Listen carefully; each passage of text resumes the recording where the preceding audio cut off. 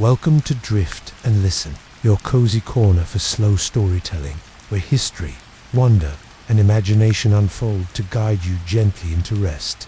Get comfortable, take a deep breath, and let's begin. In the vast expanse of time, long before the Spanish conquistadors set foot on the shores of the New World, there existed a civilization so magnificent, so complex, and so deeply connected to the rhythms of the cosmos that it would become legend. This is the story of the Aztecs, the Empire of the Sun, a tale that begins not with glory, but with wandering. Close your eyes and imagine, if you will, the year 1100 CE in the high valleys of central Mexico. Nomadic peoples moved across the landscape like shadows cast by passing clouds. Among these wanderers were a tribe who called themselves the Mexica, though history would remember them by another name, the Aztecs. They were not yet the mighty empire builders they would become. They were simply people in search of a home, guided by their patron deity, Huitzilopochtli, the god of war and the sun. The Mexica carried with them a prophecy, whispered from generation to generation around flickering campfires under star-scattered skies. Their god had promised them a sign, an eagle perched upon a cactus, devouring a serpent. Where this vision appeared, there they would build their great city, their promised land. For nearly 2 centuries, they wandered, searching for this divine sign, while the world around them shifted and changed like water flowing over ancient stones. The landscape they traversed was one of breathtaking beauty and terrible harshness. Volcanic peaks pierced the sky like the spears of sleeping giants, their snow-capped summits gleaming in the thin air of the high plateau. Below, in the valleys, lakes stretched like mirrors, reflecting the endless dome of heaven. The largest of these was Lake Texcoco, a body of water so vast it seemed like an inland sea, its shores dotted with established settlements of peoples who had long since found their homes. These were not empty lands the Mexica wandered through. The Valley of Mexico, as it would come to be known, was already home to numerous city-states and tribal confederations. The Tepanics controlled much of the western shores of the Great Lake, while the Okolhua dominated the eastern regions. In the south, the remnants of great Toltec civilization still cast long shadows over the cultural landscape. These established peoples looked upon the wandering Mexica with a mixture of suspicion and disdain. They were newcomers, barbarians from the north, lacking the refined culture and settled ways of civilized people. Yet the Mexica possessed something that would prove more valuable than immediate acceptance, an unshakable belief in their destiny and an extraordinary capacity for adaptation. As they moved through this complex political landscape, they learned, absorbed, and transformed the cultural elements they encountered. They adopted the religious practices of settled peoples, learned their agricultural techniques, and began to understand the intricate web of alliances and enmities that bound the valley's inhabitants together. The god Huitzilopochtli was not merely a deity to the Mexica. He was their guide, their protector, and their inspiration. Unlike the more ancient gods of the settled peoples, deities of rain and fertility, of the earth and the growing things, Huitz was a god of movement, of conquest, of the sun's daily battle against the forces of darkness. He demanded not passive worship but active devotion, not mere offerings but the blood of enemies taken in righteous battle. This relationship between the Mexica and their patron deity would shape every aspect of their culture and drive their eventual rise to dominance. As the 13th century drew to a close, the Mexica found themselves serving as mercenaries for more powerful neighbors. They fought in the wars of others, learning the arts of combat and strategy while their own numbers slowly grew. They were valued for their ferocity in battle and their willingness to undertake the most dangerous missions, but they remained outsiders, always conscious that they served at the pleasure of those who considered themselves their betters. The established city-states of the valley were engaged in constant low-level warfare, a complex dance of alliance and betrayal that shifted with the seasons. Territory was won and lost. Tribute was extracted and withheld. Marriages were arranged and dissolved, all in service of the endless struggle for dominance. Into this world of political intrigue and calculated violence, the Mexica brought their own particular gifts. A savage, joy in battle, an absolute loyalty to their god and their people, and a burning desire to find the place where they belonged. Their reputation as warriors grew, but so did their restlessness. They were not content to remain forever in the service of others. The prophecy of the eagle and the serpent burned in their collective memory like a flame that could not be extinguished. They knew that somewhere in this vast valley lay their destiny, the place where they would no longer be wanderers but builders, no longer servants but masters. The early decades of the 14th century brought changes to the Valley of Mexico that would create opportunities for those bold enough to seize them. Old alliances crumbled, new powers emerged, and in the shifting currents of political fortune, the Mexica began to see their chance. They had learned much in their centuries of wandering: the arts of war, the skills of diplomacy, the secrets of agriculture and trade. Most importantly, they had learned patience, the ability to wait for the right moment to strike. And then, in the year 1325, according to their own chronicles, the moment arrived. On a small, swampy island in the southern portion of Lake Texcoco, a Mexica scouting party witnessed the fulfillment of their ancient prophecy. There, perched upon a prickly pear cactus growing from a rocky outcrop, sat a magnificent eagle, its powerful talons gripping a writhing serpent. The bird's eyes seemed to meet those of the watching warriors, and in that moment, the wandering ended. The location was far from ideal. The island was small, swampy, and surrounded by the territories of more powerful neighbors. It lacked fresh water, good soil, and natural defenses. To most observers, it would have seemed a poor choice for a city, much less the capital of an empire. But the Mexica saw what others could not: the potential hidden within apparent weakness, the opportunity disguised as obstacle. Water, which seemed to isolate the island, could also protect it. The lake that surrounded their new home was rich with fish, waterfowl, and aquatic plants that could supplement their diet. The very marshiness of the land could be transformed into an advantage through the construction of chinampas, artificial islands of woven reeds and fertile mud that would become some of the most productive agricultural land in the entire valley. Most importantly, the island's location placed the Mexica at the center of the lake's extensive canoe trade network. Every merchant vessel that crossed the waters would pass within sight of their settlement. Every trading expedition would need to consider their growing presence. From this humble beginning, they could extend their influence like ripples spreading across the surface of still water. The construction of their city began immediately. They called it Tenochtitlan, the place of the prickly pear cactus, in honor of the site of their prophetic vision. The early years were hard beyond imagining. The Mexica had to learn to live on the water, to build with reeds and mud instead of stone, to fish and farm in ways their ancestors had never practiced. They had to negotiate with their powerful neighbors for permission to gather building materials from the mainland, to trade for goods they could not produce themselves, to exist in the shadow of those who could destroy them with ease. Yet they persevered, driven by their unshakable faith in their destiny and their God.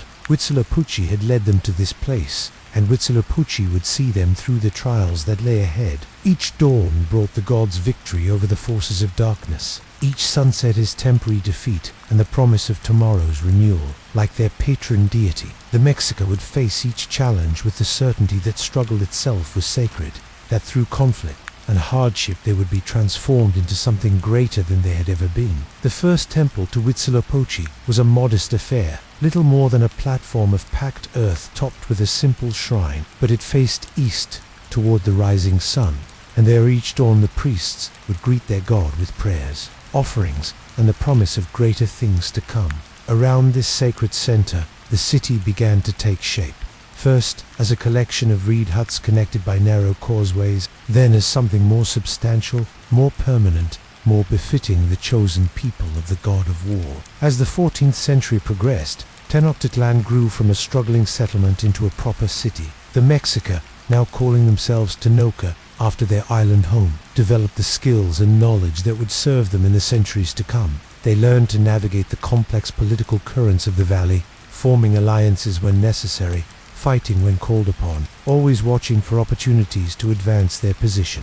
The lake that surrounded them became not just their home but their highway. Mexica canoes carried warriors to battle and traders to market. Their knowledge of the waterways gave them advantages that their land-bound neighbors could not match. They could move troops quickly from one shore to another, could intercept trade routes, could appear where enemies least expected them. The very element that had once seemed to isolate them became the source of their strength. Yet even as they grew in power and confidence, the Mexica never forgot their humble beginnings. The prophecy that had guided them to Tenochtitlan remained central to their identity. They were still the chosen people of Huitzilopochtli, still charged with a sacred mission that extended far beyond the borders of their island city. The god of war demanded not just survival but dominance, not just existence but empire. The foundation of Tenochtitlan marked the end of the Mexica's wandering years, but it was not the end of their journey. It was, instead, the beginning of a transformation that would see them evolve from a tribe of refugees into the masters of an empire that stretched from coast to coast. The eagle had found its perch, the serpent was in its grasp, and the sun god smiled upon his chosen people as they prepared to build something the world had never seen before. In the quiet hours of the night, when the lake waters lapped gently against the shores of their island home, the Mexica dreamed of conquest. They dreamed of cities that would bow before their banners, of peoples who would speak their language and worship their gods, of an empire that would endure for all time. These were not idle fantasies but visions of a future. They were determined to create step by careful step, battle by bloody battle, until the name of Tenochtitlan was spoken with reverence from the frozen mountains of the north to the steaming jungles of the south. The wandering people had found their home, and from that home they would reach out to claim the world. Part 2. The Rise of Tenochtitlan. 3,500 words as the morning mist rises from the surface of Lake revealing the growing city of Tenochtitlan. Like a vision emerging from dreams, we enter a period of remarkable transformation. The humble island settlement of the Mexica was about to embark on a journey that would see it become the greatest city in the Americas, a metropolis that would inspire awe in all who beheld it and strike fear into the hearts of its enemies. The early years of Tenochtitlan's existence were marked by careful diplomacy and strategic patience. The Mexica found themselves caught between the powerful Empire to the west and the sophisticated Acolhua kingdoms to the east. Rather than choosing sides immediately, they played a more subtle game, offering their services as mercenaries to whichever faction required their unique skills in warfare, while slowly building their own strength. This period of vassalage, lasting nearly a century, was crucial to the Mexica's eventual success. They learned not just the arts of war, but the more complex skills of They observed how tribute systems worked, how alliances were forged and broken, how religious ceremonies could be used to legitimize political power. Most importantly, they developed a deep understanding of the economic systems that bound the valley together, the flow of goods from distant lands, the networks of trade that connected mountain villages to lakeside cities, the way luxury items could be transformed into political influence. The Toponexies, under their ruler Tzizomark, initially saw the Mexica as useful but ultimately expendable allies. The fierce warriors from the island city proved their worth in numerous campaigns, helping to extend Toponic influence throughout the western portions of the valley. In return, the Mexica received protection, access to mainland resources, and most importantly, the opportunity to learn from one of the most sophisticated political systems in ancient Mexico. Tzizomark was a ruler of extraordinary cunning and longevity, maintaining power for over 60 years through a combination of military might, political acumen, and strategic marriages. From him, the Mexica learned that true power lay not just in the ability to win battles, but in the capacity to create systems that could outlast any individual ruler. They observed how the Topanic tribute system worked, how provincial governors were appointed and controlled,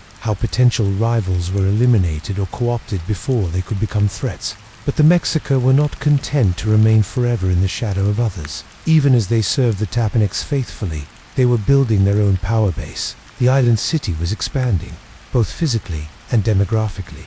New districts were being constructed on artificially created land, connected by an intricate network of canals that served as both transportation arteries and defensive barriers. The population was growing not just through natural increase, but through the steady influx of immigrants drawn by the opportunities that the dynamic young city offered. The Chinampas, those floating gardens that would become one of the wonders of the ancient world, were beginning to transform the marshy southern end of the lake into some of the most productive agricultural land in all of Mexico. These artificial islands, constructed from layers of mud, aquatic vegetation, and human ingenuity, could support multiple crops per year and feed a population density that would have been impossible to sustain through traditional farming methods. As Tenochtitlan's agricultural output increased, so did its population and its military potential. The city could now support larger numbers of full-time warriors, skilled craftsmen, and religious specialists. This growing prosperity attracted the attention of merchants from across the valley and beyond, turning the island city into an increasingly important commercial hub. The Mexica began to control not just their immediate territory but significant portions of the Lakers trade network. The transformation of the Mexica from tributary vassals to independent power reached its crucial turning point in the early 15th century with the death of the great Tepanic ruler Tezcatlipoca. His death created a succession crisis that would reshape the entire political landscape of central Mexico. Different factions within the Tepanic Empire backed different claimants to the throne, and the unity that had made them the dominant power in the valley began to fracture. The Mexica found themselves caught in the middle of this succession struggle, with different groups within their own leadership supporting different Tepanic candidates. Some counseled continued loyalty to their traditional overlords, arguing that the safest course was to support whichever Tepanic faction seemed most likely to emerge victorious. Others, led by a visionary young leader named It, argued that the time had come for the Mexica to assert their independence and claim their rightful place as masters of their own destiny. Itzcoatl understood that the moment of Tepanic weakness represented an opportunity that might not come again for generations. He had observed how the tribute system worked, how subject peoples could be controlled and exploited, and he recognized that the Mexica had grown strong enough to reverse the traditional relationship. Instead of paying tribute to others, they could begin to extract it for themselves. Instead of serving as mercenaries in foreign wars, they could fight for their own expansion and enrichment. The decision to break with the Tepanics was not made lightly. It represented an enormous gamble that could have resulted in the complete destruction of Tenochtitlan and the dispersal of its people. The Tepanics still possessed overwhelming military superiority, at least on paper, and they had numerous allies throughout the valley who might be expected to support them against upstart rebels. If the Mexica miscalculated, if they moved too early or without sufficient preparation, they could find themselves facing annihilation. But Itzcoatl and his supporters had not acted impulsively. They had spent years building a network of alliances with other peoples who chafed under Tepanic domination. Most importantly, they had secured the support of the exiled ruler of Texcoco, one of the most sophisticated and powerful city-states on the eastern shore of the lake. Nezahualcóyotl had his own scores to settle with the Tepanics, who had driven him from his throne and killed his father, and he brought to the alliance not just military might, but centuries of political and cultural sophistication. The third member of what would become known as the Triple Alliance was Tlacopan, a smaller city-state that had also suffered under Tepanic domination. Together, these three powers represented a formidable coalition that could challenge even the mighty Tepanic Empire. More importantly, they represented different approaches to governance and different cultural traditions that, when combined, would create something new and powerful in the political landscape of ancient Mexico. The war that followed was brief but decisive. The Tepanic forces, weakened by internal divisions and caught off guard by the speed and coordination of the rebel alliance, were defeated in a series of sharp engagements. Their capital city of Azcapotzalco was captured and partially destroyed, its ruler killed, and its tributary system dismantled. The victory was so complete that it sent shockwaves throughout the valley and beyond, announcing to all who would listen that a new power had emerged from the lake waters. But military victory was only the beginning of the transformation that would make the Mexica the dominant power in central Mexico. Under Itzcoatl's leadership, they began to construct a new kind of political system, one that combined the tribute extraction methods they had learned from the Tepanics with innovations that reflected their own unique culture and circumstances. The Triple Alliance was structured to reflect the relative contributions and capabilities of its three members. Tenochtitlan, as the largest and most militarily powerful partner, would receive 2/5 of all tribute collected from conquered territories. Texcoco, with its sophisticated administrative systems and cultural prestige, would receive 2/5 as well, while Tlacopan, the junior partner, would receive 1. This arrangement ensured that all three partners had incentives to support the system while acknowledging the practical realities of power within the alliance.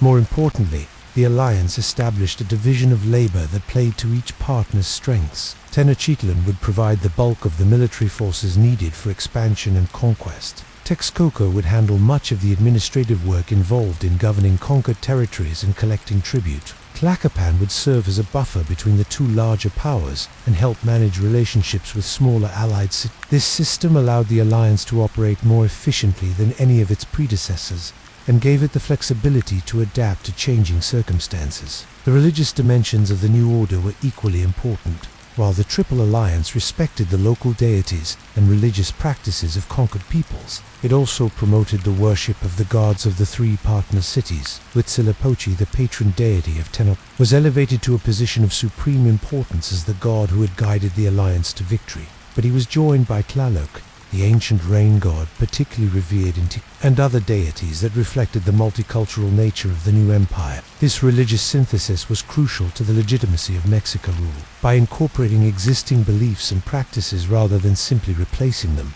the conquerors made it easier for subject peoples to accept their new overlords. At the same time, the elevation of Huitzilopochtli to supreme status reinforced the Mexica belief that they were the chosen people of the god of war, destined to rule over all others. The transformation of Tenochtitlan itself during this period was nothing short of miraculous. The modest island settlement of the early 14th century was rapidly evolving into a true metropolis. New districts were being constructed on artificial islands and reclaimed land. Massive public works projects were undertaken, including the construction of causeways connecting the island to the mainland, aqueducts bringing fresh water from mountain springs, and an increasingly elaborate complex of temples and palaces at the city's ceremonial center. The Great Temple, or Templo Mayor, began to take on the form that would make it one of the architectural wonders of the ancient world. Rising like an artificial mountain from the heart of the city, it was dedicated jointly to Huitzilopochtli, symbolizing both the military might that had brought the Mexica to power and their dependence on the natural forces that sustained all life. The temple was rebuilt and expanded several times during the 15th century, each renovation making it larger and more magnificent than before. Around the ceremonial center, the palaces of the rulers and the residences of the nobility grew in size and splendor. These were not merely homes but statements of power, decorated with intricate carvings, colorful murals, and exotic materials imported from the far corners of the expanding empire. Gardens filled with rare plants and exotic animals demonstrated the ruler's ability to command resources from distant lands, while vast storehouses overflowing with tribute goods showed the wealth that flowed into the city from conquered territories. The market of Tlatelolco, located on an island adjacent to became the largest commercial center in all of the Americas. Here, merchants from across Mexico and beyond came to trade in goods ranging from common foodstuffs to luxury items that crossed oceans and continents. Cacao beans from the tropical lowlands were exchanged for obsidian blades from volcanic islands. Tropical bird feathers were traded for copper bells from distant mountains. Jade from Guatemala was bartered for turquoise from the American Southwest. This commercial prosperity was both a cause and a consequence of military expansion. The wealth generated by trade provided the resources needed to support large armies and expensive campaigns. At the same time, each successful conquest opened new markets and new sources of tribute, creating a positive feedback loop that drove continued expansion. The Mexica had discovered that empire could be not just politically satisfying but economically profitable. The social structure of Tenochtitlan was becoming increasingly complex and hierarchical. At the top stood the Huitzilopochtli, the emperor, who claimed descent from the gods and served as both supreme military commander and high priest of the state religion. Below him were the hereditary nobility who filled the highest positions in the military, religious, and administrative.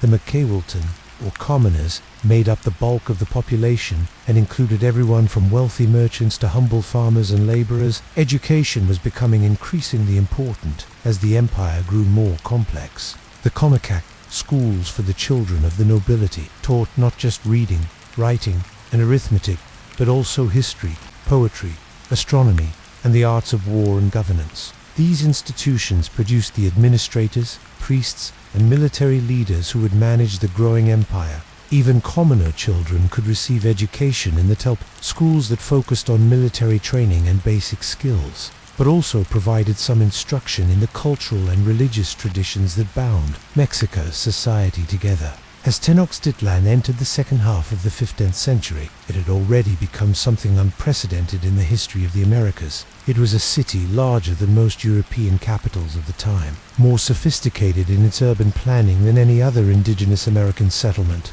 and the center of a tribute empire that stretched across much of central Mexico. Yet this was only the beginning of its transformation into the wonder that would astound Spanish conquistadors and serve as the foundation for one of history's great civilizations. Part 3.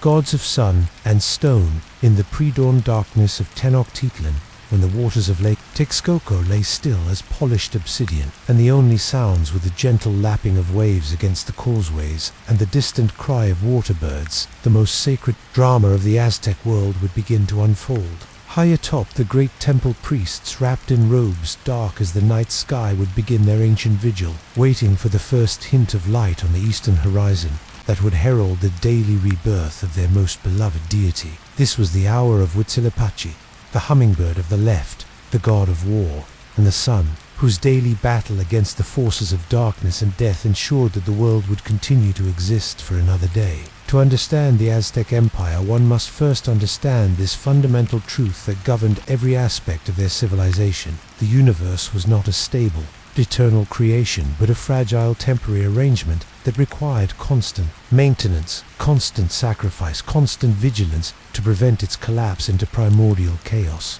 The Aztec cosmos was a place of perpetual struggle, where opposing forces, light and darkness, order and chaos, life and death, battled for supremacy in an endless cycle that had been repeating since the beginning of time. According to their sacred histories, the current world was not the first to exist, nor would it be the last. 4 previous worlds had been created and destroyed, each ruled by a different god and each ending in catastrophic destruction. Delicate balance of forces was disrupted. The first world, ruled by Tezcatlipoca, the smoking mirror, had been destroyed by jaguars that devoured all the giants who inhabited it. The second world, under the dominion of Kitz, the feathered serpent, had been swept away by hurricanes that transformed its human inhabitants into monkeys. The third world, governed by Tlaloc, the rain god, had ended in a rain of fire that turned people into turkeys and dogs. The fourth world, ruled by Chalchiuhtli, she of the jade skirt, had been destroyed by floods that turned humans into fish. Now the fifth world, the world of the Aztecs, existed under the protection of Huitzilopochtli and his divine companions. But this world too was destined for destruction, prophesied to end in a series of catastrophic earthquakes that would tear the earth apart and devour all human life. The only question was when this final catastrophe would occur, and whether the combined efforts of gods and humans could delay it long enough for the current generation to live, love, fight, and die with honor. This cosmic pessimism might seem depressing to modern minds, but for the Aztecs it was actually a source of tremendous energy and purpose. If the world was temporary and fragile, then every day was precious, every victory meaningful, every act of courage and devotion a contribution to the great work of keeping the universe in balance. They were not passive observers of cosmic forces, but active participants in the ongoing creation of reality itself. At the center of this cosmic drama stood Huitz, the patron deity of the Mexica people and the driving force behind their imperial expansion. Unlike the ancient fertility gods worshipped by agricultural peoples throughout Mexico, Huitzilopochtli was a young god, born from the womb of Coatlicue, she of the serpent skirt, in a violent birth that foreshadowed his eternal role as a warrior deity. The myth of Huitzilopochtli's birth was told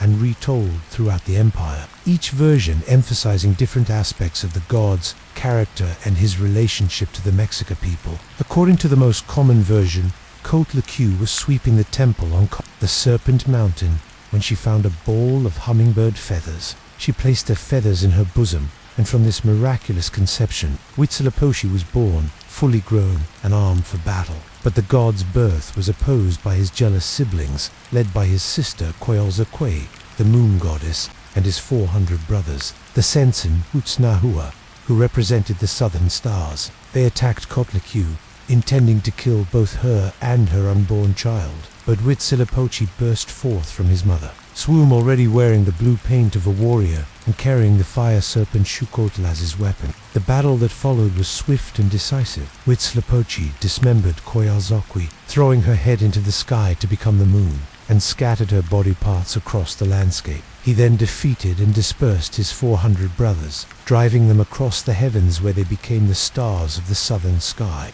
This cosmic battle was reenacted every day as the sun rose in the east and drove away the moon and stars, and every year during the great festival of Pan, when warriors would climb the great temple and throw captives down its steep steps in imitation of Coyolxauhqui's. But Huitzilopochtli was not alone in the Aztec pantheon. The universe was populated by hundreds of deities, each governing different aspects of existence and each requiring specific forms of worship and propitiation. Tlaloc, the rain god, was perhaps the most ancient and universal of these deities, worshipped throughout Mesoamerica for over 1,000 years before the Aztecs arrived in the Valley of Mexico. Tlaloc dwelt in the mountains, where clouds gathered and rain was born. His realm was a paradise called Tlalocan, where the souls of those who died by drowning or diseases associated with water would dwell in eternal spring, surrounded by flowering trees and butterflies. The god himself was depicted with goggle-like eyes and jaguar fangs,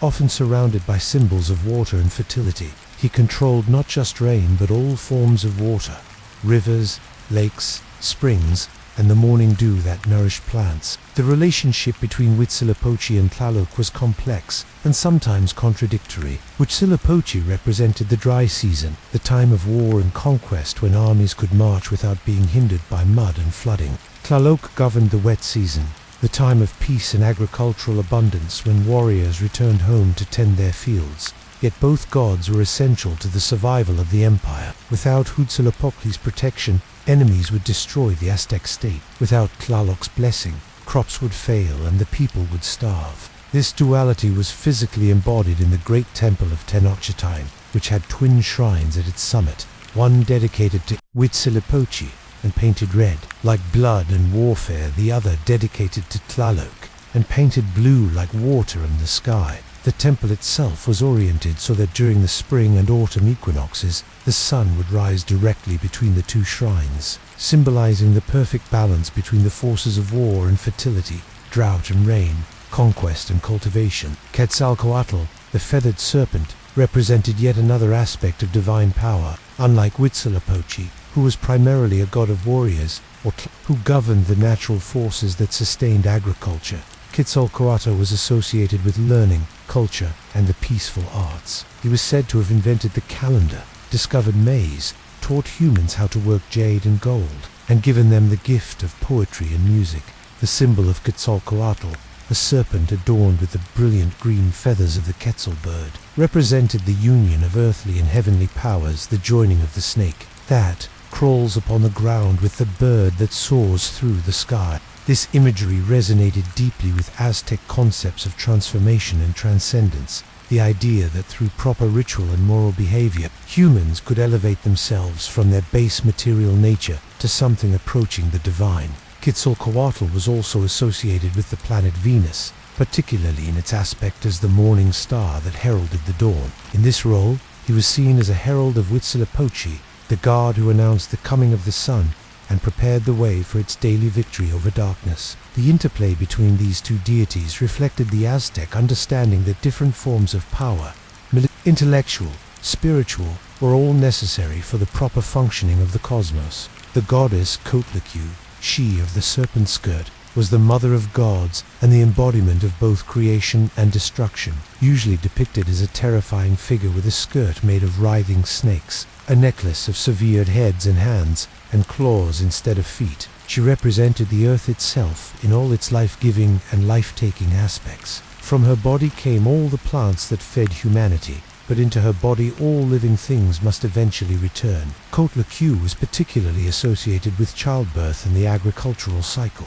Women who died in childbirth were considered warriors who had fallen in battle, and their souls were believed to join the sun god's entourage as he traveled across the sky. Similarly, the planting and harvesting of crops was seen as acts of both violence and nurturing. The earth had to be cut and wounded with digging sticks before it could bring forth new life. The complexity of the Aztec pantheon reflected the sophistication of their understanding of the natural and social worlds. Each deity governed not just a single aspect of existence, but a complex network of related phenomena. Hexoaquetzal, the goddess of love and beauty, was also associated with flowers, butterflies, and the arts of weaving and embroidery. Tlazolteotl, the goddess of purification, was simultaneously the patron of both sin and redemption.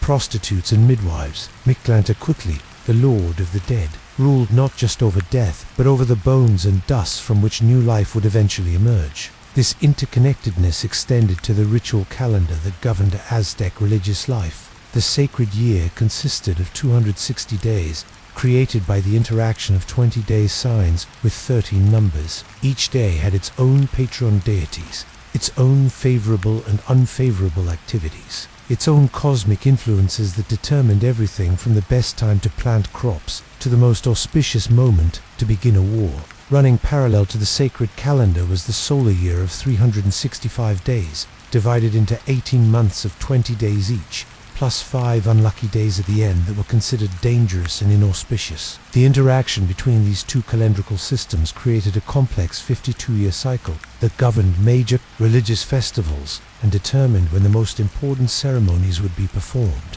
The most dramatic of these ceremonies was the new fire ritual, performed every 52 years when the two calendars returned to their starting positions. As this moment approached, all fires throughout the empire were extinguished, statues of the gods were thrown into water, and the people fasted and performed acts of penance in preparation for what might be the end of the world. On the night of the ceremony, priests would climb to the top of a sacred mountain and watch for the passage of the constellation we know as the Pleiades through the zenith. If the stars continued their movement, it meant the world would survive for another 52 years, and new fire would be kindled to celebrate the renewal of time itself. The daily rituals that maintained the cosmic order were no less important than these great ceremonial occasions. Every morning, priests would climb the steps of the great temple to greet the rising sun with offerings of copal incense, flowers, and precious stones. Throughout the day, they would perform the complex series of prayers, chants, and ritual actions that kept the gods favorably disposed toward humanity. At night, they would bid farewell to the sun as it began its perilous journey through the underworld, where it would battle the forces of death and darkness, until dawn brought its triumphant return.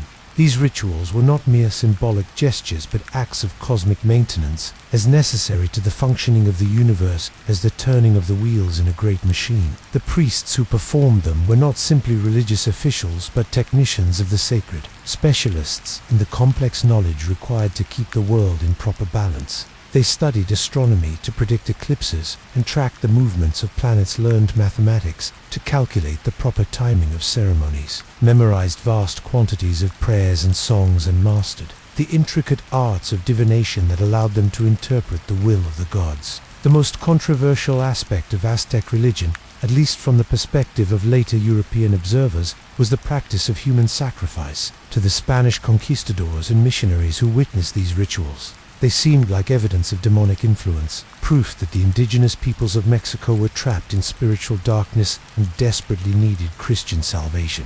But from the Aztec perspective, human sacrifice was not an act of cruelty, but of cosmic necessity, a way of providing the gods with the energy they needed to maintain the universe. The logic behind human sacrifice was rooted in Aztec concepts of reciprocity and debt. The gods had sacrificed themselves to create the world and to keep it functioning. Quetzalcoatl had given his blood to create humanity. Nana Watson had thrown himself into a fire to become the sun.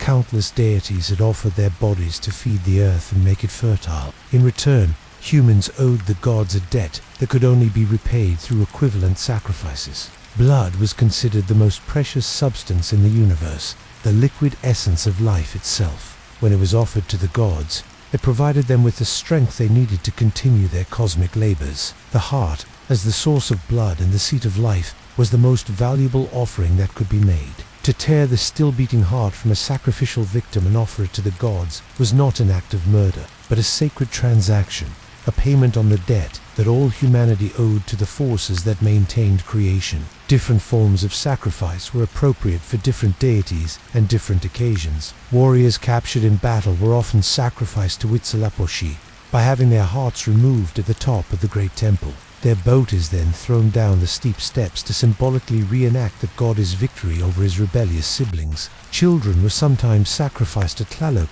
by being drowned in sacred cenotes or caves, their tears seen as particularly pleasing to the rain god.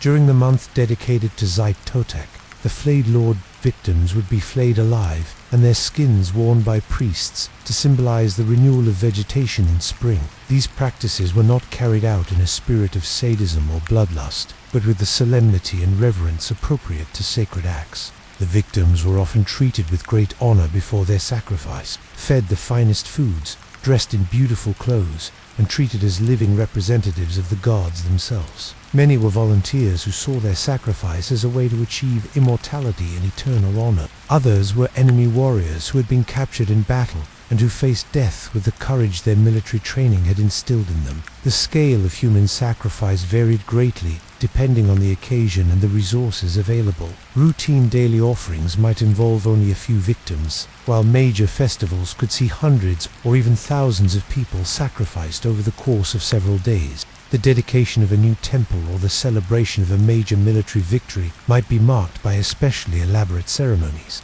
involving captives from many different enemy peoples. Yet it would be wrong to see human sacrifice as the dominant feature of Aztec religion. Most religious observances involved no human sacrifice at all, focusing instead on offerings of flowers, incense, food, and precious objects. The vast majority of people participated in religious life through prayer, fasting, pilgrimage, and participation in festivals, rather than through involvement in sacrificial rituals. Even the priests who performed sacrifices spent most of their time in other activities, teaching, studying, maintaining temples, and performing the countless minor rituals that kept the cosmic machinery functioning smoothly. The temples themselves were designed as representations of the sacred landscape, artificial mountains that connected the earthly realm with the heavens above and the underworld below. The great temple of Tenochtitlan, in its final form, rose over 200 feet above the plaza that surrounded it, its twin shrines visible from every part of the city and from settlements scattered around the shores of the lake. The steep steps that led to its summit represented the difficult path that souls must travel to reach the realm of the gods, while the temple's interior chambers reproduced the caves and caverns where the deities were believed to dwell. Around the great temple stood dozens of smaller shrines and ceremonial buildings, each dedicated to specific deities or particular aspects of religious observance. There were schools where young priests learned their craft, libraries where sacred books were stored, workshops where ritual objects were manufactured, and residences where the religious hierarchy lived and worked. The entire complex was a city within a city, a sacred precinct that served as the spiritual heart of the empire. The art that decorated these temples was not merely ornamental, but deeply symbolic. Every carved figure and painted image carrying layers of meaning that educated observers could read like a text. Feathered serpents represented the union of earth and sky. Jaguars symbolized the night sun's journey through the underworld. Eagles stood for the warrior class, and their divine patron with colors too carried meaning: red for blood and warfare, blue for water and the heavens, yellow for maize and sustenance, black for the obsidian blade and the darkness of death. The priests who served in these temples were organized into a complex hierarchy that paralleled the political structure of the empire. At the top stood the Huiteotpixqui, the supreme priest, who served as the religious counterpart to the emperor, and who was often chosen from among the emperor's close relatives. Below him were the Tlenamakok, high priests who specialized in particular deities or aspects of religious observance. The bulk of the priesthood consisted of Teopics, ordinary priests who performed the daily rituals and maintained the temples, and young men and women who were training for religious careers. Entry into the priesthood required not just religious calling, but extensive education and training. Prospective priests had to master the complex calendrical systems that governed religious observance, learn the proper performance of hundreds of different rituals, memorize vast quantities of prayers and sacred songs, and develop the physical endurance necessary to perform ceremonies that might last for days without rest. They also had to learn to interpret dreams and omens, to read the sacred books, and to counsel their people who came to them with spiritual problems. The influence of the priesthood extended far beyond the walls of the temples. Priests served as advisors to rulers, teachers in schools, physicians who combined herbal medicine with spiritual healing, and scribes who recorded important events and maintained the historical records of the empire. They were among the most educated and influential people in Aztec society, repositories of knowledge and wisdom that made civilization possible. As night falls over the great city of Tenochtitlan and the last light of day fades from the western sky, the eternal cycle begins anew. In temples throughout the empire, priests prepare for the night-long vigil that will end only when Huitzilopochtli rises again to drive away the darkness. They tend the sacred fires that must never be allowed to die, chant the prayers that provide comfort to the god in his battles with the forces of chaos, and make the offerings that will give him strength for tomorrow's struggles. In this rhythm of daily renewal, in this constant attention to the sacred responsibilities that bind gods and humans together, we see the heart of what made the Aztec Empire not just a political and military force, but a spiritual civilization. They built not just cities and roads, but a cosmic order. Not just an empire, but a way of understanding the universe that gave meaning and purpose to every aspect of human existence. The gods of sun and stone were not distant abstract forces, but intimate companions in the great work of keeping the world alive. And in serving them, the Aztecs found both the strength to conquer nations and the wisdom to create one of history's most remarkable civilizations. Part 4. Warriors and Merchants. In the cool hours before dawn, when the mist still clings to the surface of Lake Texcoco, and the causeways of Tenochtitlan emerge like ghostly pathways from the water, the city begins to stir with a rhythm as old as the empire itself. From the military districts come the sounds of warriors preparing for training or departure on campaign, the scrape of obsidian against wet, the rhythmic thud of feet on packed earth, the low chanting of war songs that have been passed down through generations. From the merchant quarters comes a different kind of preparation.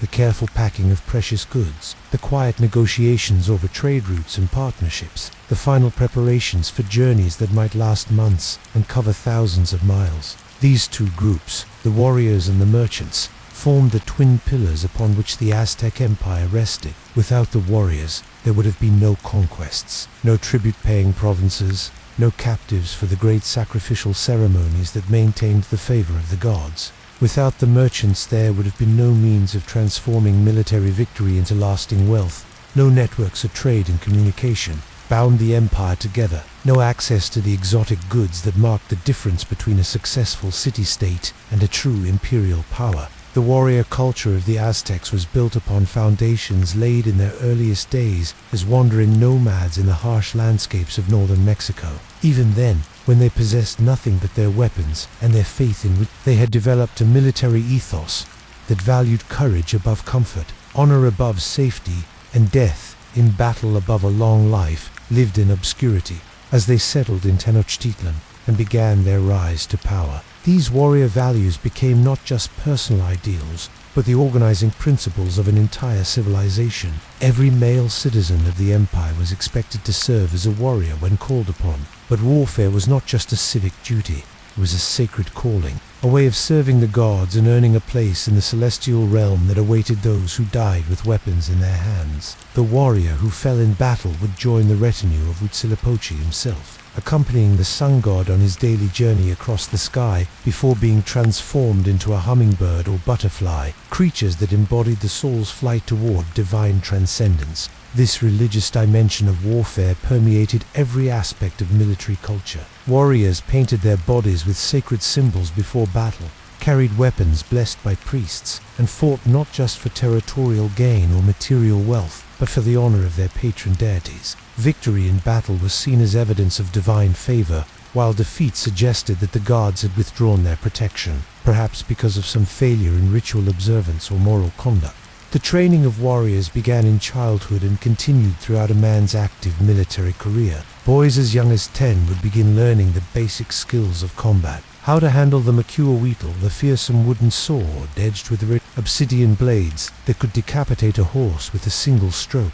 How to throw the spear thrower that could drive a dart through enemy armor at remarkable distances. How to use the topostapeli, the thrusting spear that was the warrior's primary weapon in close combat. But technical skill with weapons was only part of what made an effective warrior. Equally important was the development of the mental and spiritual qualities that would allow a man to face death without flinching and to fight with the fury of the gods themselves. Young warriors learned to endure pain without complaint, to fast for days without weakening, to march long distances carrying heavy equipment without falling behind their companions. They memorized war songs that would inspire them in battle, learned the proper rituals for purifying themselves before combat, and studied the history of great warriors whose deeds provided models for their own conduct. The most promising young warriors could advance to elite military orders that functioned as both combat units and religious fraternities. The two most prestigious of these were the Eagle Warriors and the Jaguar Warriors. each associated with different aspects of the sacred animal whose name they bore. Eagle warriors represented the power of the sun and the sky, the fierce aerial predator that struck from above with talons and beak.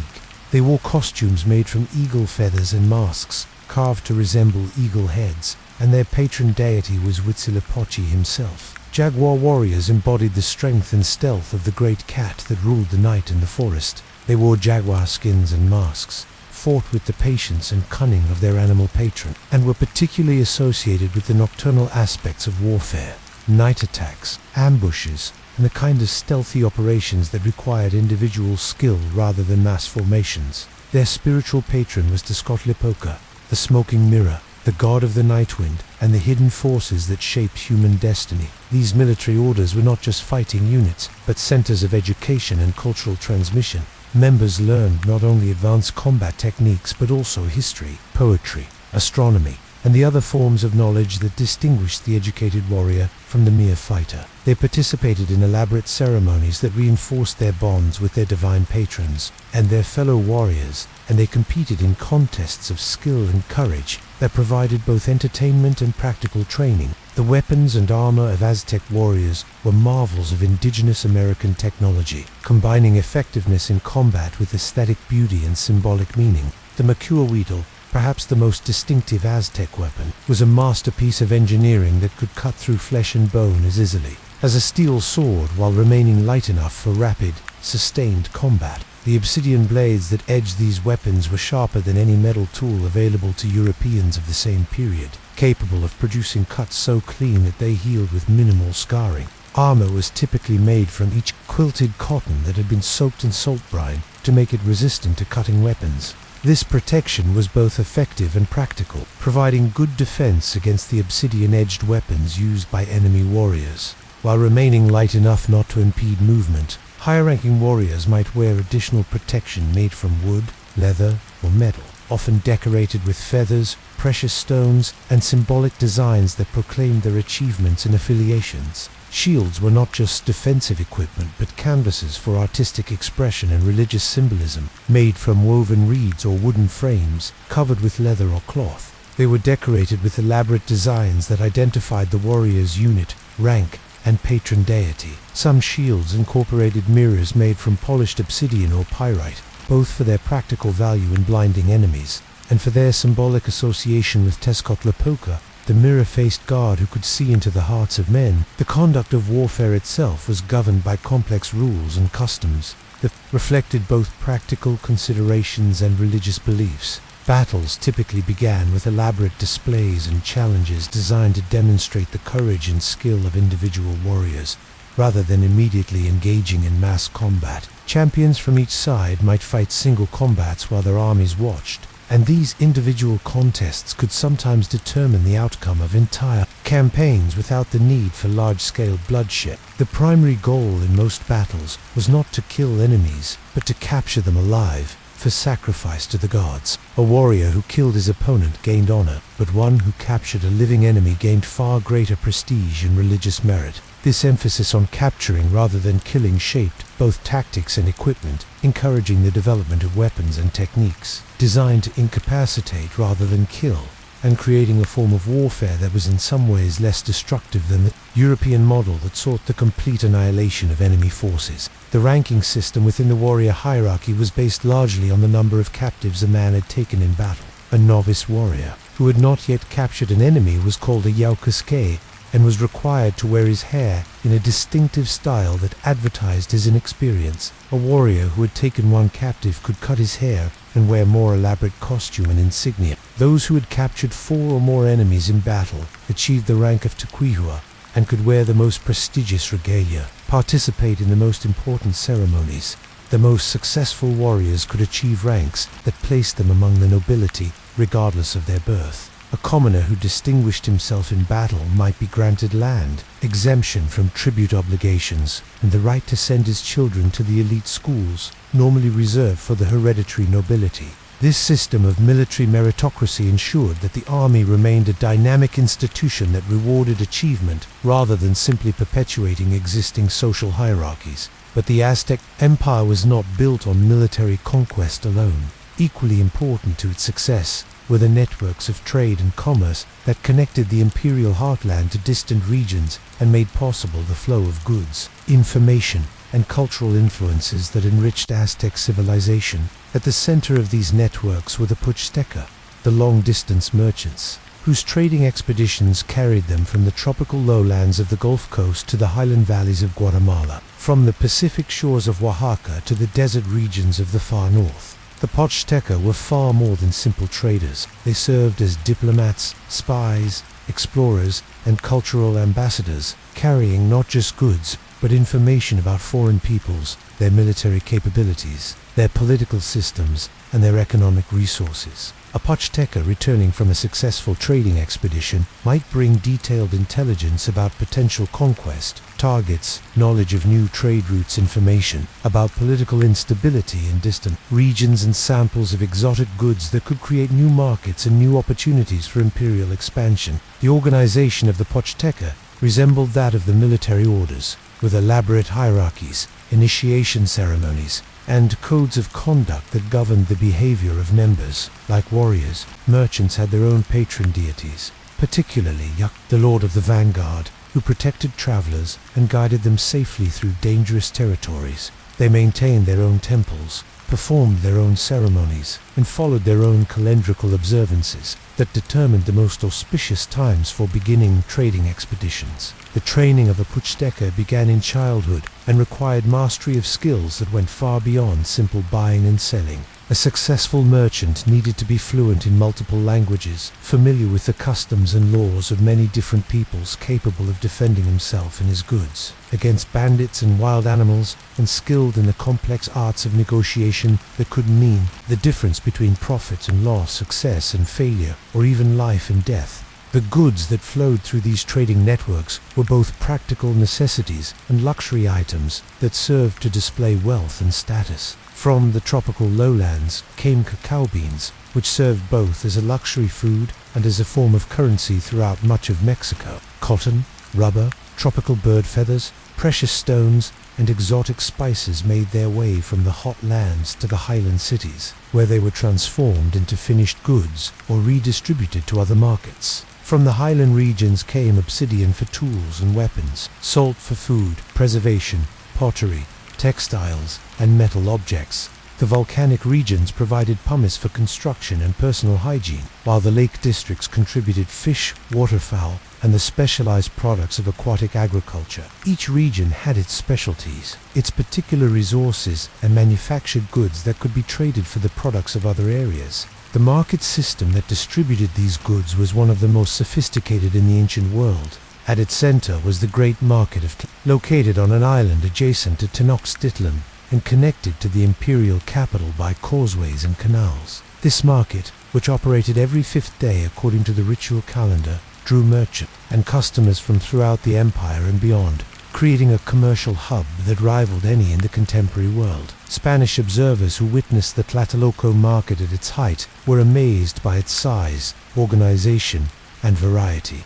Wrote that more than 60,000 people visited the market on a typical day, browsing among stalls that offered everything from precious stones and gold jewelry to common pottery and everyday tools. The market was organized by product categories, with specific areas designated for different types of goods, and was supervised by officials who ensured fair dealing and resolved disputes between buyers and sellers. The medium of exchange in these markets was typically cacao beans, which had the advantage of being intrinsically valuable, while also being easily divisible and portable. Different grades of cacao commanded different values, with the finest beans from particular regions being worth considerably more than common varieties. For larger transactions, other goods might serve as currency: pieces of cotton cloth of standard sizes, quills filled with gold dust, or T-shaped copper objects that functioned much like coins in other societies. The legal framework that governed trade was remarkably sophisticated, with courts specifically established to handle commercial disputes, and a body of law regulated everything from weights and measures to contracts and partnerships.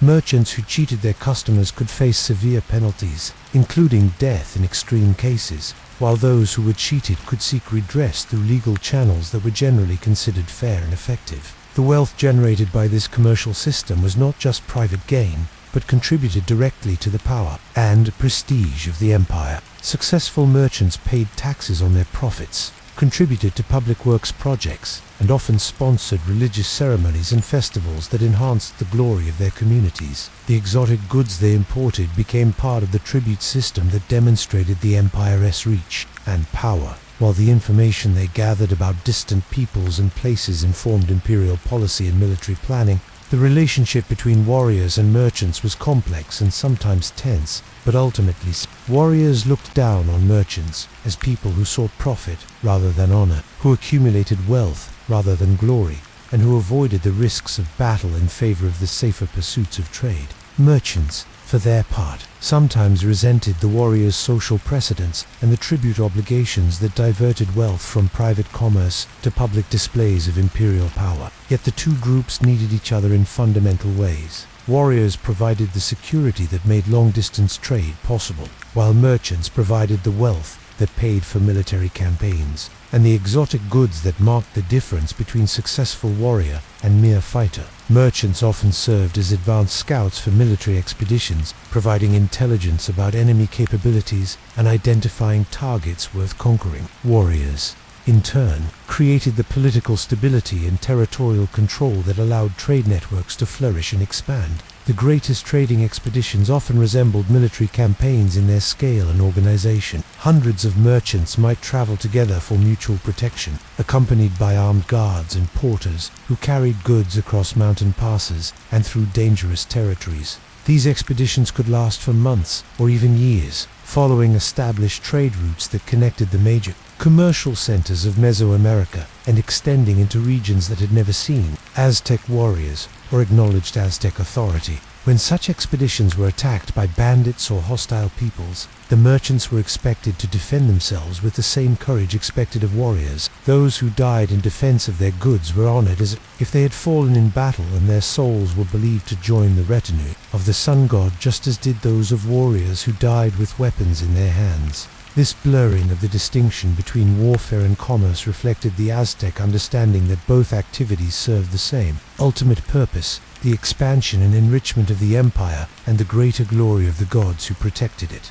As the sun reaches its zenith over the great city of Tenochtitlan, casting short shadows in the bustling marketplaces and training grounds where warriors practiced their deadly arts, we can see how these two groups, so different in their methods and motivations, combined to create one of history's most successful imperial systems. The warrior provided the sword that carved out the empire's boundaries, while the merchant provided the economic sinews that held it together and made it prosperous. Together they transformed a small island city into the capital of a domain that stretched from ocean to ocean, a testament to the power that can be unleashed when military prowess and commercial acumen work in harmony toward common goals. Part 5. The great city upon the lake as dawn breaks over the Valley of Mexico, painting the snow-capped peaks of and in shades of gold and rose. A sight emerges from the morning mist that would inspire wonder in any observer, whether friend or enemy of the Aztec Empire, rising from the waters of Lake Texcoco, like a vision from the realm of the gods themselves, stands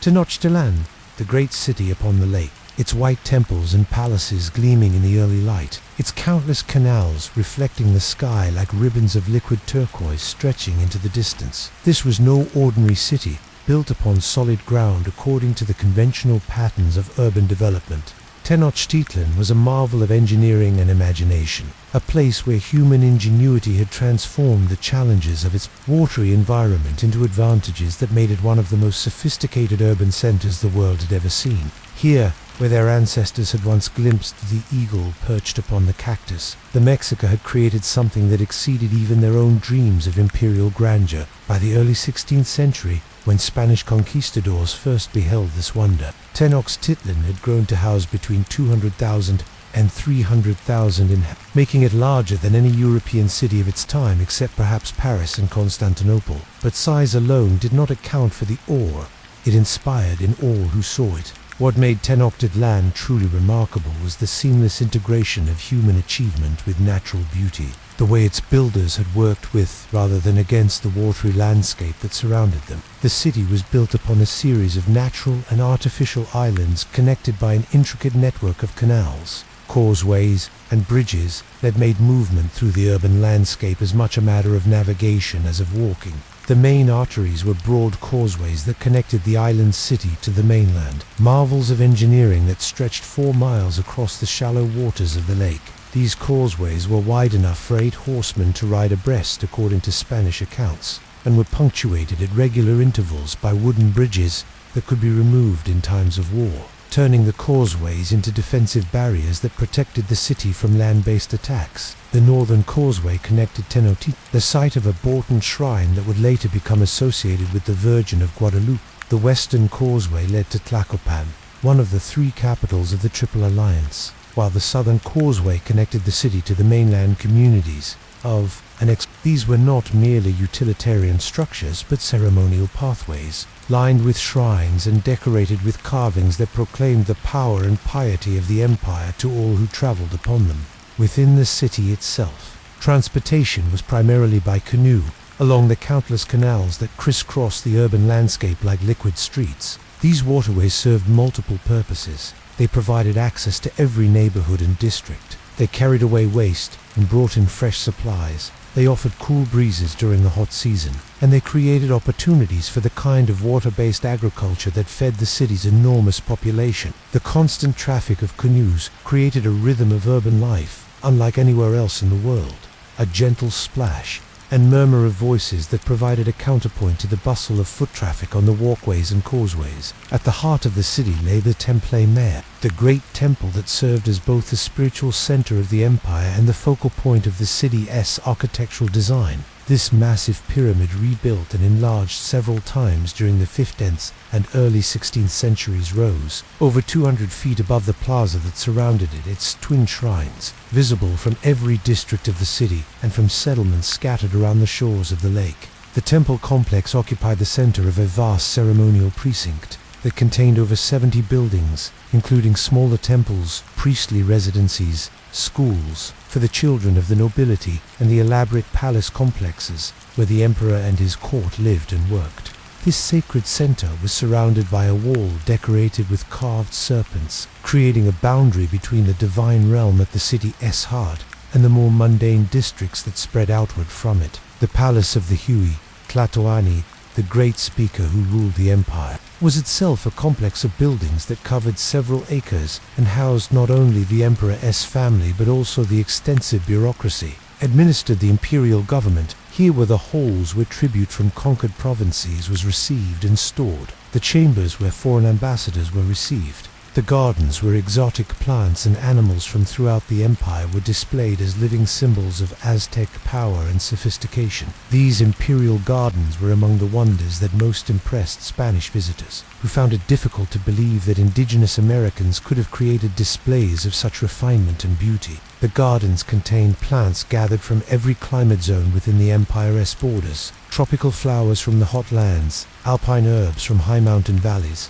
aquatic plants from the lake districts, and cacti and succulents from the desert regions. Each plant was carefully tended by specialists who understood its particular needs, creating microenvironments that allowed species from radically different habitats to flourish side by side. The zoological gardens were equally impressive, housing animals that ranged from local species like jaguars and pumas to exotic birds, whose brilliant plumage provided feathers for the ceremonial costumes of priests and nobles. There were aviaries containing hundreds of species of birds, ponds for waterfowl, and enclosures for the large mammals that played important roles in Aztec mythology and ritual. These collections served both practical and symbolic purposes. They provided materials for religious ceremonies and royal regalia, and they demonstrated the empire's ability to command resources from its most distant provinces. The residential districts of Tenochtitlan were arranged in a hierarchical pattern that reflected the social structure of Aztec society. Closest to the ceremonial center lived the highest-ranking nobles, their palaces and mansions built around courtyards decorated with gardens, fountains, and elaborate murals that depicted the deeds of their ancestors and the favor of the gods. These elite residences were marvels of comfort and sophistication, with multiple stories,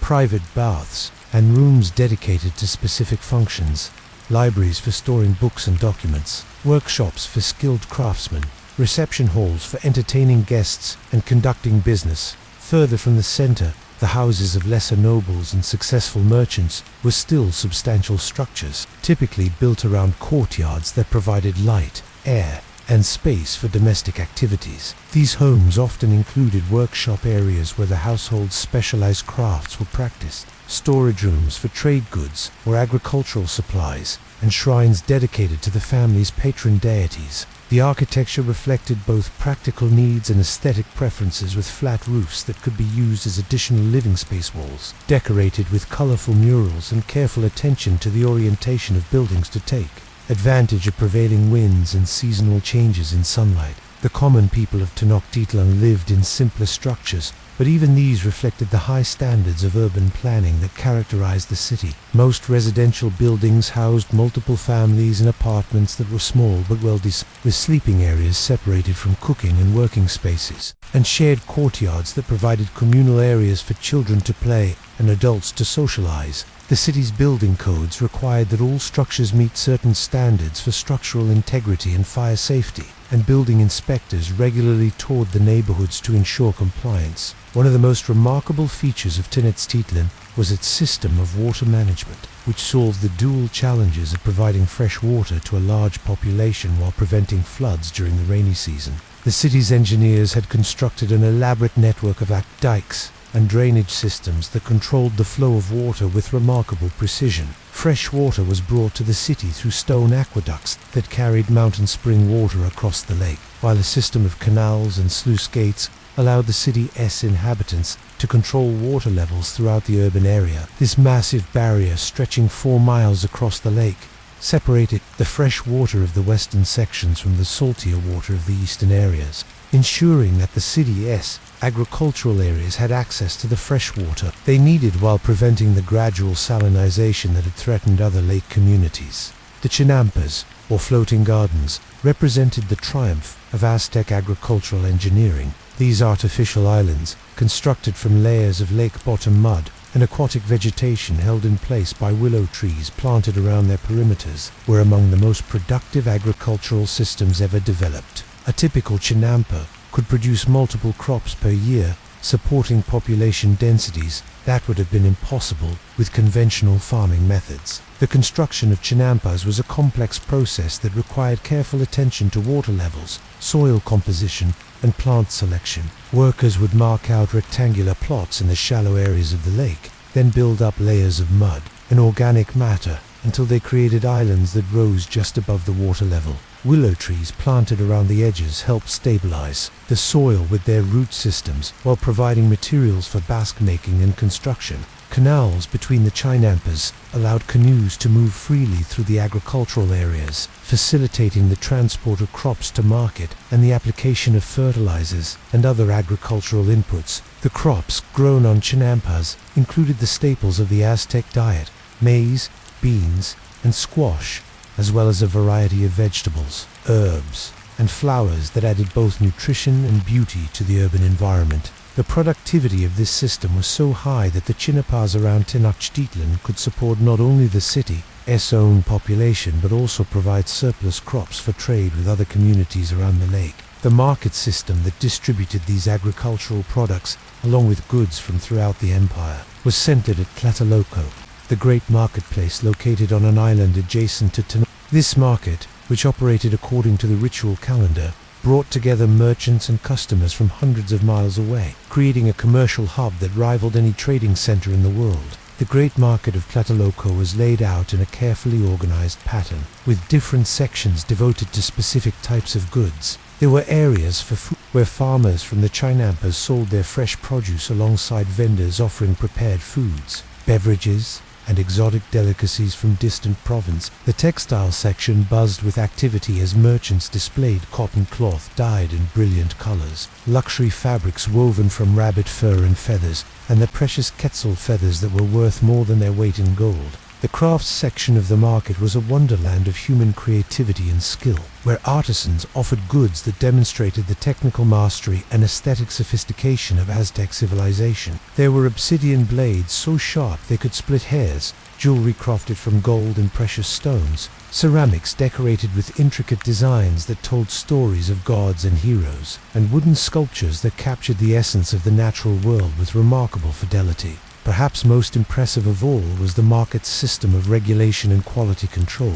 Trained inspectors moved through the crowds, checking weights and measures, testing the quality of goods, and ensuring that merchants adhered to the strict standards that governed commercial transactions. A complex system of courts handled disputes between buyers and sellers, while guards maintained order and security throughout the vast marketplace. The market served not only as a center of commerce, but also as a social institution that brought together people from all levels of society and all corners of the empire. Here, news and information spread as rapidly as goods changed hands, creating networks of communication that bound the far-flung provinces of the empire together in webs of mutual knowledge and shared interest. As evening approached, and the shadows of the Great Pyramids stretched across the plaza, the market would gradually quiet, but the city itself never truly slept. In the canals, night fishermen would paddle silently through the darkness, their torches creating trails of light on the water's surface.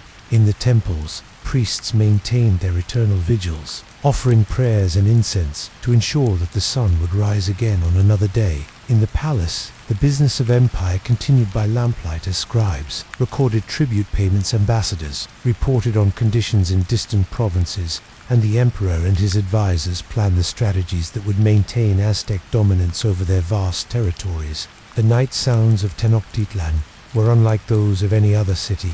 The gentle lapping of water against stone, embankments, the distant call of waterfowl, the soft splash of late night, canoe traffic and underlying it, or the subtle but constant rhythm of a great city, breathing 250,000 people, living their lives in harmony with the watery world they had created in the heart of an ancient lake. Part 6. Sunset of an Empire. The year 1519 dawned like any other in the great city of Tenochtitlan, with the ritual greeting of the sun by priests atop the Temple Mare, the gentle sound of canoes beginning their daily journeys through the canals, and the gradual awakening of 250,000 souls in the greatest city the Americas had ever known. But this year would prove different from all others, for it would bring visitors from across the eastern sea whose arrival would mark the beginning of the end for the mighty Aztec Empire. The Emperor Moctezuma Xocoyotzin, whose name meant Angry Lord the Younger, had ruled for 17 years when the first reports reached him of strange, pale-skinned men who had landed on the eastern shores of his empire.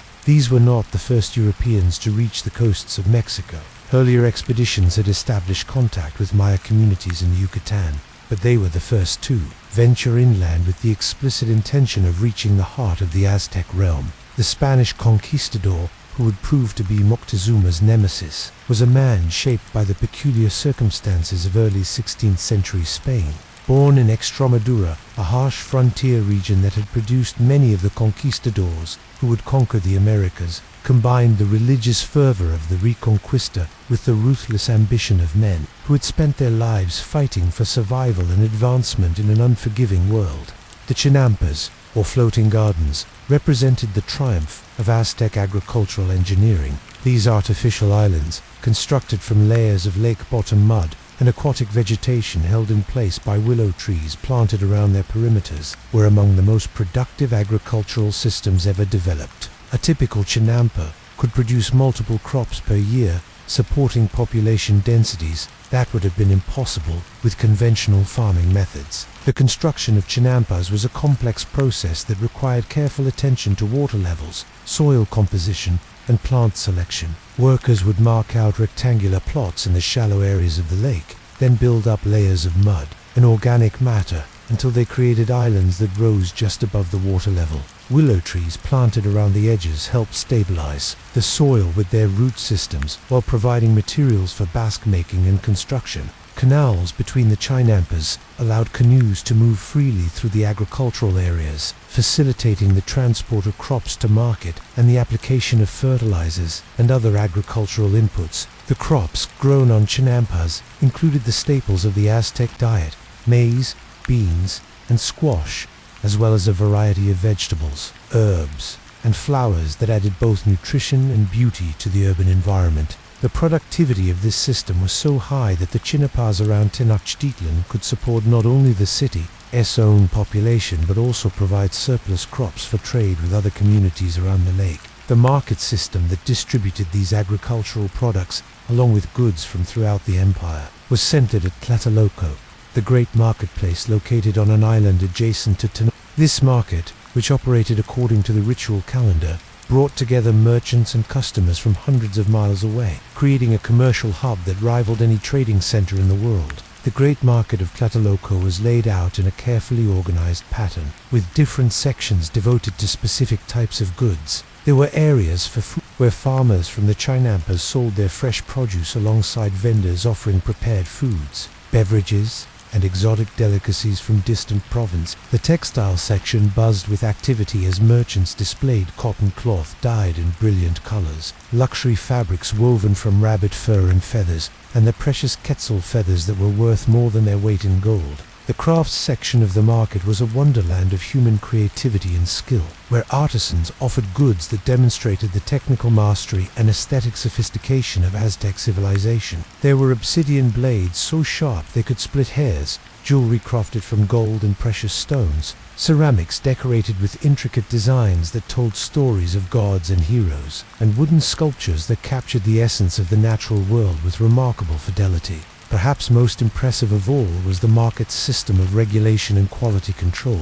Trained inspectors moved through the crowds, checking weights and measures, testing the quality of goods, and ensuring that merchants adhered to the strict standards that governed commercial transactions. A complex system of courts handled disputes between buyers and sellers, while guards maintained order and security throughout the vast marketplace. The market served not only as a center of commerce, but also as a social institution that brought together people from all levels of society and all corners of the empire. Here, news and information spread as rapidly as goods changed hands, creating networks of communication that bound the far-flung provinces of the empire together in webs of mutual knowledge and shared interest. As evening approached, and the shadows of the Great Pyramids stretched across the plaza, the market would gradually quiet, but the city itself never truly slept. In the canals, night fishermen would paddle silently through the darkness, their torches creating trails of light on the water's surface.